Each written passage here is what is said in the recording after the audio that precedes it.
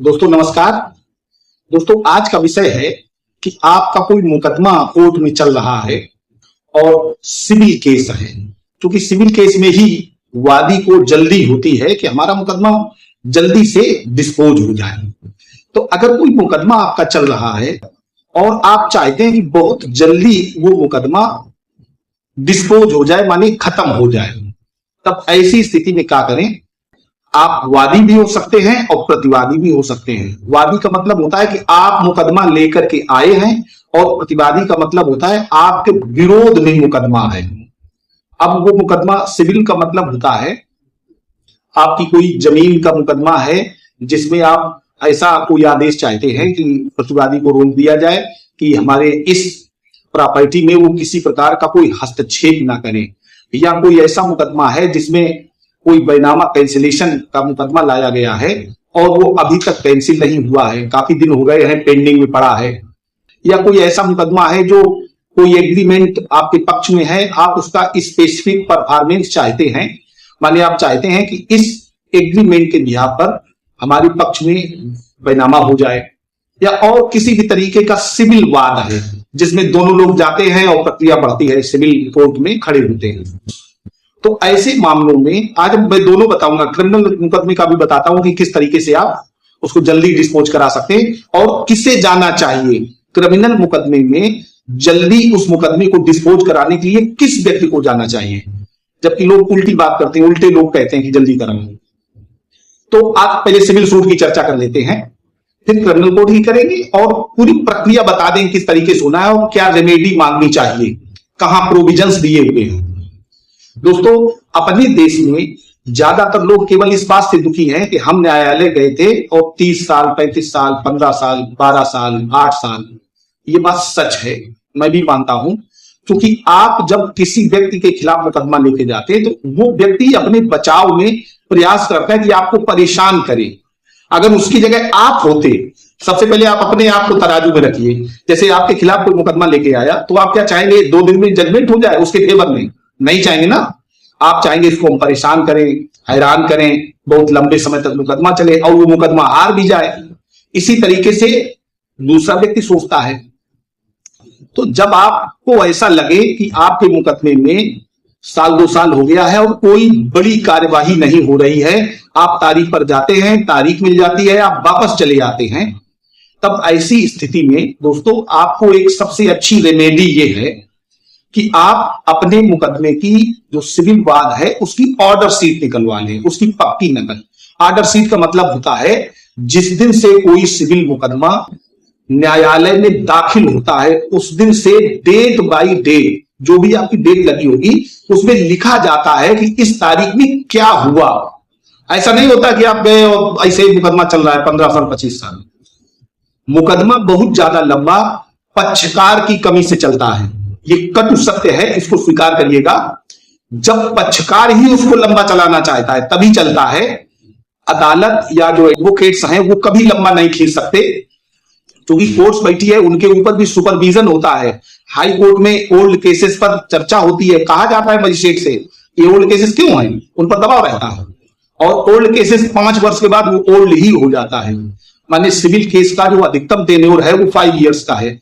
लोग तो इससे जल्दी जल्दी जजमेंट करा लेते हैं। मैंने कराए 1.5 साल में जजमेंट, 2 साल में जजमेंट और फाइनल जजमेंट। यहां तक कि लोगों ने अपील भी नहीं की। जो स्टेट केस थे सरकार के खिलाफ हमने कराए थे उनमें तो सरकार ने अपील ही नहीं की। मैं यहां से कई केस जीत के आया हूं जिनमें उत्तर प्रदेश सरकार पार्टी थी और उनको रोक दिया गया कि मकान को डिमोलिश नहीं करेंगे और सरकार ने कोई अपील नहीं की, वैसे खड़ा हुआ है आज भी मकान। तो पक्षकार की गलती से होता है। इस कटु सत्य को समझिए और इसमें बुरा ना मानिएगा, क्योंकि मैं रोज यही देखता हूं, यही करता हूं।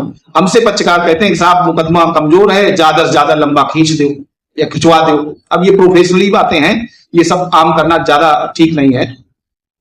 तो ऑर्डर शीट की आप सर्टिफाइड कॉपी लेकर के अपने राज्य के उच्च न्यायालय में, जो भी आपका स्टेट हो, आप यूपी, एमपी, बिहार, राजस्थान, पश्चिम बंगाल जहां भी हैं, और अपने राज्य के जो उच्च न्यायालय है या उसकी जो बेंच है जहां पर आपका जिला लगता है, उस बेंच में आप एक रिट दाखिल करें, रिट दाखिल करवाएं आर्टिकल 227 में कि साहब ये मुकदमा इस डेट से पेंडिंग है, ये इसकी आर्डर शीट है। और इसमें बहुत ज्यादा हाई फाई वकील साहब की आवश्यकता भी नहीं है। साधारण से कोई वकील साहब जो नए भी हो उनसे आप मिल लें, बहुत ज्यादा फीस भी नहीं लगेगी। अब प्रत्येक उच्च न्यायालय की अलग अलग है और मैं किसी एडवोकेट्स की फीस तय करने का अधिकार नहीं रखता हूं, वो उनका विषय है। लेकिन आप अच्छे नए लोगों से मिलेंगे तो आपको कम फीस में वो बहुत अच्छी रिट कर देंगे। और उस रिट में आप जैसे ही वहां रिट दाखिल करेंगे तो चूंकि उच्च न्यायालय एक अपीलीय न्यायालय होता है, वो वहां देखते हैं कि किस कोर्ट ने क्या कमी की है या क्या कमी हो रही है। तो चूंकि वादकारी का हित सर्वोपरि है, ये हम लोगों का स्लोगन वाक्य है, तो आपके हित में उस न्यायालय को एक डायरेक्शन दिया जाएगा कि इतने दिनों के भीतर इस मुकदमे की इस स्टेज को कंफर्म कर दें। तो वो जब आप यहां आदेश लगा देंगे उसकी सर्टिफाइड कॉपी एक एफिडेविट और एप्लीकेशन के साथ, तो आपके मुकदमे में एक सप्ताह से ज्यादा की डेट बहुत मुश्किल ही है जो दें। और अगर ऐसा पीठासीन डायरेक्शन के बाद भी वो लंबी डेट देते हैं और ऐसा नहीं कर पाते, उसमें फेल हो जाते हैं, तो उन पर कंटेम्प्ट की कार्रवाई भी उसी उच्च न्यायालय में हो जाती है। तो ये बात, इसमें कोई रूलिंग नहीं है, कुछ नहीं है। आर्टिकल 227 में ये प्रोविजन है, ये पावर है किसी व्यक्ति को कि वो अपने मुकदमे को जल्दी से जल्दी समाप्त करवाए, अपने पक्ष में या विपक्ष में, ये तो कोर्ट का डिस्क्रिएशन है, उसको प्रोसीड करे, जल्दी से जल्दी हो। अब दूसरा आता है क्रिमिनल मुकदमे। आप ऐसा करके लाते हैं तो आपका सही रेमेडी है। अब क्रिमिनल मुकदमे में आ जाते हैं। ज्यादातर हमने देखा जो एक्यूज पर्सन है, अभियुक्त हैं, वो कहते हैं कि साहब जल्दी मुकदमा खत्म करा दीजिए। दोनों में डिफरेंस है। सिविल मुकदमे में वादी को चाहिए कि वो बहुत जल्दी मुकदमा खत्म कराने का प्रयास करे, जल्दी से उसका मुकदमा डिस्पोज हो जाए। लेकिन क्रिमिनल मामलों में जो एक्यूज पर्सन है, माने अभियुक्त गण है, उनको चाहिए कि वो कभी जल्दी ना करें। क्रिमिनल मुकदमे में वादी को जल्दी होती है कि साहब हमारे साथ अन्याय हुआ है और इस व्यक्ति को सजा हो जाए तो हमें न्याय मिल जाए। तो क्रिमिनल मुकदमे में जो वादी मुकदमा है वो जाते हैं हाई कोर्ट, और वो सीआरपीसी की धारा 483 में 483 में ये प्रोविजन थे, और जो नई बीएनएसएस है उसमें भी वही उसी का सेक्शन 1 होगा। इस समय याद नहीं है तो उसको देख लीजिएगा। तो 483 में त्वरित विचारण का अधिकार सभी व्यक्तियों को प्राप्त है। वो एक्यूज भी हो सकते हैं, लेकिन मेरी राय है कि उसको नहीं जाना चाहिए। वहां 483 में एक याचिका फाइल होती है, और 483 में जब न्यायालय के सामने ये बात जाती है, माननीय उच्च न्यायालय के सामने, इसमें भी वही हाई कोर्ट का ही प्रोविजन है। यद्यपि आप अपनी कोर्ट में भी कह सकते हैं, लेकिन कोई विशेष सुनवाई नहीं होगी। यद्यपि कोर्ट में काम होता है, बहुत सारे लोग कहते हैं कोर्ट में कुछ होता नहीं, गलत बात है, मैं नहीं मानता। मैं आपको दिखाऊं, आपका मुकदमा है, जज साहब के सामने फाइल रखी जाएगी, वो कहते हैं कौन गवाह को बुलाना है, 313 होना, एक डेट नहीं करोगे 313 खत्म कर देंगे। तो स्पीड बढ़ी है।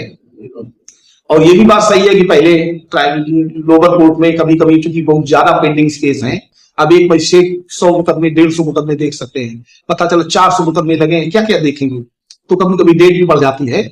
लेकिन वादी अगर चाहता है कि जल्दी काम हो जाए तो उसको अपने राज्य के उच्च न्यायालय में, इसमें भी आप ऑर्डर शीट ले सकते हैं, या कोई स्पेसिफिक एप्लीकेशन है आपकी, उसको ले जाकर के वहां 483 में आप याचिका दाखिल कर सकते हैं, और उसमें डायरेक्शन किया जाएगा उसी कोर्ट को कि इसको इतने दिनों में आप डिस्पोज कर लें। दूसरा, मैं एक और बात बता दूं कि एक्यूज को क्यों नहीं जाना चाहिए।